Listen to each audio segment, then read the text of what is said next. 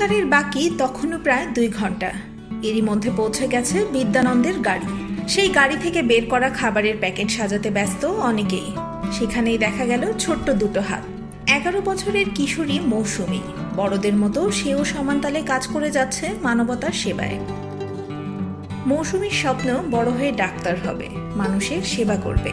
সেই স্বপ্ন পূরণ হবে কিনা সেটি সময় বলে দেবে। তবে মানব সেবার লক্ষ্য পূরণে মৌসুমী কিন্তু বসে নেই। বিদ্যানন্দের মানবিক উদ্যোগে সঙ্গী হয়েছে সে। রাজধানীর কারওয়ান বাজারের মিডিয়া পাড়ায় বিদ্যানন্দের বিনামূল্যে ইফতার আয়োজনে অন্য স্বেচ্ছাসেবীদের সঙ্গে দেখা গেল মৌসুমীকেও। আমার বাবার সাথে আসছিলাম, তারপরে এখানে ভালো লাগে। মুনিশা দিদি কথা বলছিল, আমি বলছি দিদি আমিও কাজ করতে চাই, ভলান্টিয়ার হতে চাই, আমার কাজে ঢুকেছি। যাত্রার শুরু থেকেই স্বেচ্ছাসেবী সংগঠন বিদ্যানন্দ ফাউন্ডেশন সুবিধাবঞ্চিত মানুষের পাশে।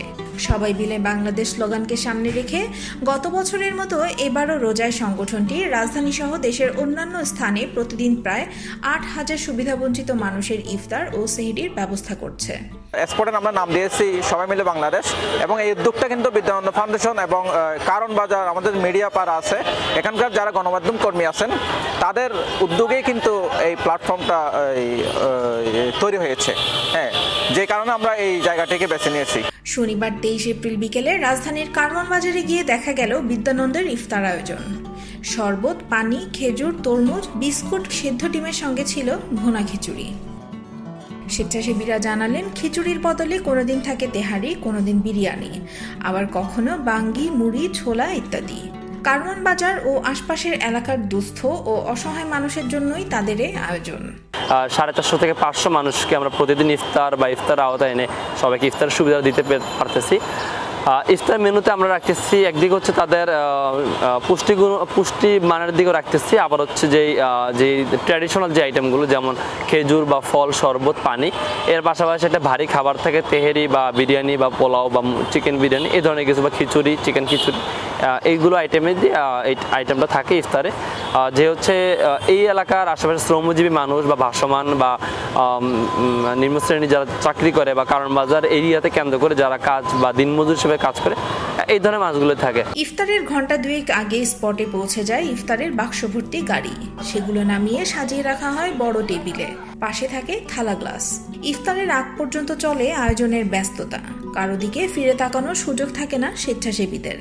প্রতিদিনের বিশাল এই কর্মযজ্ঞে বিদ্যানন্দের সঙ্গে ধর্ম, বর্ণ, জাতিভেদ ভুলে যুক্ত হন আশপাশের 15 থেকে 16 জন স্বেচ্ছাসেবক। যে যেভাবে আসতেছে এইভাবেই এই আশেপাশের মিডিয়া পাড়ার অথবা আশেপাশের কোনো অফিসের লোকজন সবাই এসে এখানে ভলান্টিয়ার করছে। দেখতে পারবেন যে এখানে পাশের অফিসের হয়তো সিকিউরিটি গার্ডও চলে আসছে, ভলান্টিয়ারই করছে, ভলান্টিয়ারের পাশাপাশি হয়তো সেই ইফতারটাও নিচ্ছে। অন্যান্য কাজেও আমি বিদ্যানন্দের সাথে জড়িত, অনেক বিভিন্ন ধরনের ত্রাণ বিতরণ ইভেন্টের কাজেও জড়িত। এই যে রোজার মাসে এনাদের সাথে ইফতারের কাজ করে আমার ভালো লাগতেছে, তৃপ্তি পাচ্ছি, অনেক আনন্দ লাগতেছে। অনেক দিন ধরে পরিকল্পনা করছি ওদের জন্য কিছু করব, দুস্থদের জন্য কিছু করব, আর দুস্থদের জন্য কিছু করার জন্য এরকম একটা প্ল্যাটফর্ম খুঁজতেছি।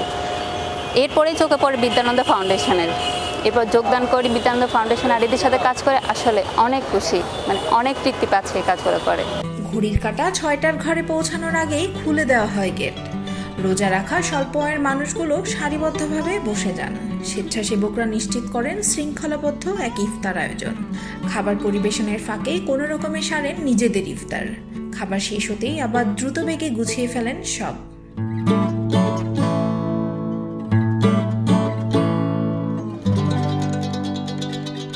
2013 সালে নারায়ণগঞ্জে প্রতিষ্ঠিত হয় বিদ্যানন্দ। মানবতার সেবায় কাজ করা সংগঠনটি কাজের পরিধি বাড়িয়েই চলেছে। সবার সহযোগিতা নিয়ে আরও বেশি মানুষের পাশে দাঁড়ানোর লক্ষ্য নিয়ে কাজ করে যাচ্ছে বিদ্যানন্দ। রাজনীন ফারজানা, সারাবাংলা.net।